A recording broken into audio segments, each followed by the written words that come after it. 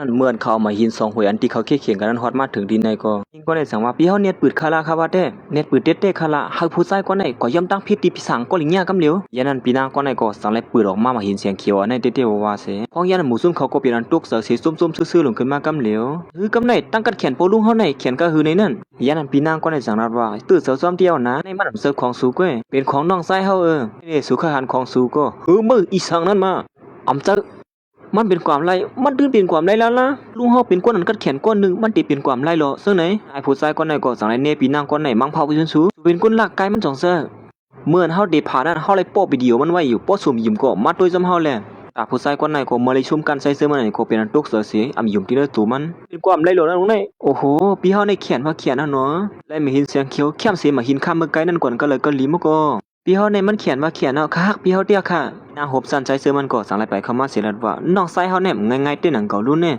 กาขาของมันปุงขึ้นความเร็วมากก็เสียงตั้งหมดได้ยันปัวค่ากำลีขนาดนึงก้อยเขาเนี่ยใจก็ในก็สั่งรัดขึ้นมาว่าค่าที่ย้อนเสือแต่50 ล้านจองที่พร้อมค่าหือสุปันค่าได้1ก้อยปืนไข่ปันซูเยอยันนั้นผู้หญิงก็ในก็สั่งรัดว่ามันตีปันตา80 ล้านในยา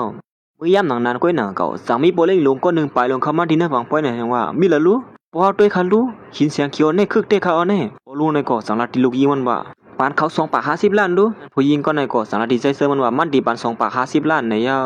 วบอกหินลูกในขายปันเฮาเหี่ยวละ2ก็เมื่อไกลในก็อมจะเฮ็ดซื้อหือฮัดเคียงเปิ้นเหี่ยวเปิ้นปันน้ำบ่เป็นแต่ในห้อมจะเฮ็ดซื้อหือเคียงเปิ้นเหี่ยวๆมาก็ยาวละป้อไหนก็เฮาก็ด้วยทางต่างตีเหี่ยวละเนาะผู้หญิงก่อนมาซ่อมใจเสื้อมันนั่นจังนั้นว่าพี่เฮาติขายปันเขาย่ำซะคือแต่เป็น2 ปาก50 ล้านคำเหลียวเขานั่นสุดดีว่าหือละติขายห้ามขายป้อมขายก็ปันลายแลยันนั้นใจเสื้อมันก็สั่งรัดว่ามันติขายเป็นผู้หญิงก็ในกำเหลียวก็เนี่ยลีเต้ป้อไหนก็ได้เงินอันสู่กำเหลียวเยอะป้อไหนก็มันใจก็บริหารเงินเข้ามาอย่างโอ้โหเงินในนำปีเจ้อเพราะฉะนั้นก็ยินดีเลยโฮมนากันค่ะนะยินดีค่ะโอ้มีคู่ขอนคือเข้มเสนอแทงในก็เข้ามาโฮมนากันแทงค่ะนะไอ้ผู้ชายก็ในก็ซุ่มโกงเหี่ยวเพราะฉะนั้นก็เอาดีกับสืบเฮาไว้เลยนะค่ะยินจมค่ะยันมันใส่ก็สารมาดาที่ผู้ใจกวนไหนว่ามื้อเหลียวได้สุดที่เฮ็ดจำนานความน่ะสุรัดไว้ยะฮะใกล้สุว่าสุดที่คุบเข้าตัวหน้าเฮาแหนยันนั้นไอ้ผู้ใจกวนไหนก็อำเคยเฮ็ดจำนานความลัดแลสั่งไรอำยอมไหนเย้าสุยาพิลาเจ้านั้นอยู่เย้าล่ะเขาซุ่มสู่ปอกเหลียวก้อยสู่มหาลาเตอร์ละ1อยู่ติ๊กๆปุ่มหมอ5ว่างขว้างปันเปิ้นอันว่าแน่ยันนั้นปีหน้ามันจังขึ้นแล้วว่า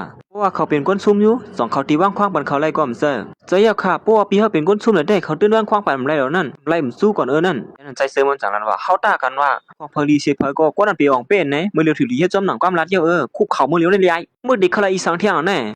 เมื่อไรขายกว่าเป็นไรล้านแล้วตึกเขาคุบเขาตั้งน้ำเมื่อเที่ยงอยู่ฮะแน่ยันใจเสือมันจังนั้นว่าเงินนั้นเปิ้นซื้อเก่าก้อยรู้ต้องเชื่อว่าเป็นเงินมากกว่าจะเป็นเงินเขานั่นก้อยหลงดอน5 ตากันนั่นก็ดอน5 ตากันก้อยมันมากับไก่อีสังกันเนาะมก็ใจก็ในคนนึงแค่นำปิงโป๊ะเสลงขึ้นมาเตี้ยๆว่าอยู่เย้ามื้อยามหนองนั้นก้อยหนังเก่าปอเท่าในก็สังเลยฮอดมาถึงที่ในปังป้อยในพลังมหาล็อกสู้อยู่ที่ในปังป้อยเนี่ยเขาเฮ็ดซื้อฮอดมาที่ในค่ะล่ะแน่บ่เก่ามาที่ในก็ปีเวียนลงสู้อยู่มื้อเด้อแน่นั่นปลุงก็ในก็สั่งว่าย้อนดัดความให้อีกนึงดูมันก็สั่งว่าผู้ชายคนไหนเป็นคนนั้นมีชื่อเสียงคนนึงอำถูกเลียวตัวก็แตกนึงซ้อมคนนั้นมาจังไหนนะลองในเด็กก็ยาวมันเหี่ยวเลยไอ้ผู้ชายคนไหนซุ่มกันใส่เสื้อมันเหี่ยวเลยอำยอมคุกเข่าปอเท่านั้นจังนั้นว่าสวมคุกเข่าก็อำเป็นสังด้วยก็ว่าเพราะว่าวันบางป้อยวันเกิดเฮานั่นเดี๋ยวปีมาเข้าโฮมจอมก้อยละอันนี้อยู่มื้อเหลียวในสูปอกมือเหี่ยวละก็คาดหันหน้ามือกวนเฮ็ดจอมกำลัดแน่พองยามนั้นมันก็อำจังเฮ็ดจังหือจังลาติปอเท่านั้นว่าก็ละอยู่ค่ะเพราะฉะนั้นก็ถ้าที่ยอมคุกเข่าก็ละอยู่ค่ะ2เคียงหยาบหนาความเจอบ่เฮ็ดนั่นเสมันก็สังไลคุกเข่าลงไผหน้าใจเจอมันนั่นอยู่ยาวความบันเฮาอีกนึงเลยนะเฮาผิดกว่าเย้าลองมือไกลนั่นมื้อยามหนังนั้นใจเสื้อมันก็สั่งให้ลาตีมันว่าลูกเป็นนายกว่าก็เลียนเลยมันก็สั่งให้ลุกขึ้นมาเสียแล้วว่าหมดถามว่าก็ย่อมบ่ย่อยังไงนี่ฮะบ่เท่าไรก็ย่อมก็แน่เฮ็ดนั่นเสมันก็สั่งให้ปล่อยปอกมือกว่าอยู่ยาวย้อนปวนหลีอายเพิ่นที่เนื้อปังป้อยนั่นอยู่บ่เท่าไรก็เป็นอันยอมอ้ำที่หนูใส่เสื้อมันที่ว่าคนซึ่งสูในได้วันดังหน้าที่ดื้อขึ้นเยอะห่างนะเฮาว่าแท้จนบ่เท่าได้ข่าวเตียนยองย่อคันให้ค่ะนะเพราะฉะนั้นก็กูก็กว่าตั้งเผอตั้งมันและสุกสากนะถอยเจอหยาบน่ะอยู่จำกันซั่นนะนางก็สั่งให้สิใจเสื้อมันว่าเพิ่นได้เป็นวันเกิดบ่เท่าเฮาอย่าไปลืมมันน่ะข้ามเป็นในสังขะเขาเดินมากับอยู่เขาเนี่ยเสเขาทั้ง2ก็สั่งให้ไปปอกมือหืนผู้หญิงก่อนมาซ้ำใจเสื้อมันก่อนจังรัดว่าเฮาดิตันเป็นสัตว์เทมื้อเลยให้มาคือที่เป็นการงินจมปีเฮาเนี่ยปอกมือหืนเสปลุกกิ๊กปีเฮาจังไล่ค่ะหือกำไข่หานโลลองซื่อเนี่ยใจเสื้อมันจังว่าจิมื้อก็เรียกเฮาอย่างมาจมกันเฮาหันบ่อีเมียว่าลองซื่อเนี่ยผู้หญิงก็ได้จังขึ้นละที่มันใจว่าปีห้ามและเกี่ยวผู้ชายนั่นก็อยู่ปะเนี่ยปานปีเฮาบ่เป็นตาแน่ปีเฮาตำไปเอาแทงแน่สุดที่ยองก็ยาวหากูจังเฮานี่แหละที่เกี่ยวผู้ชายเวลานะปีเฮามีคนก่อนปีเฮาเลยเสือไว้อยู่เยอะอันนั้นก็เป็นปีนางแคนต้องอ้อมจะเป็นปีนางโฮมจันปีเฮานั้นฮะตออีล้วนก็ในก้อยลัดน้ำมาที่ติ๊กนี่มาเพราะฉะนั้นก็ปีเฮามาเอาค่ายเอาค่ะแล